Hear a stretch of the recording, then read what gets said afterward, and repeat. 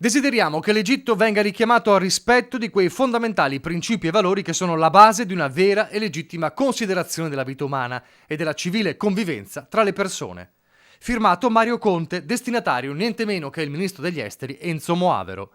Una missiva anche a nome della Giunta e del Consiglio Comunale. Il tema è quello della verità sempre negata sulla fine di Giulio Regeni.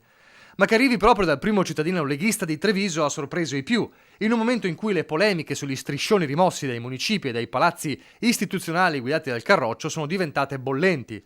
Dalla scelta del governatore del Friuli Venezia Giulia Massimiliano Fedriga, che ha provocato una protesta a furor di popolo, fino all'ultimo caso, quello del neo sindaco di Mogliano Davide Bortolato, altri veementi dibattiti sui social.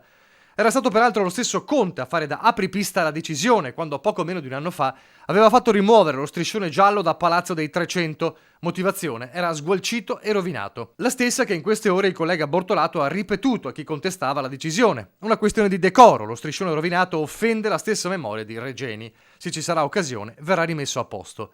La risposta non ha convinto le opposizioni, ma a pochi chilometri di distanza è arrivata l'iniziativa di Casugana.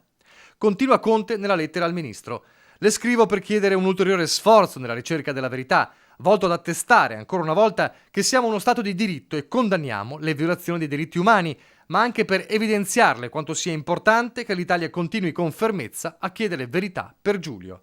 Come a dire, più degli striscioni valgono le azioni. Chissà se convincerà tutti e se la cosa verrà replicata a Mogliano dopo le polemiche.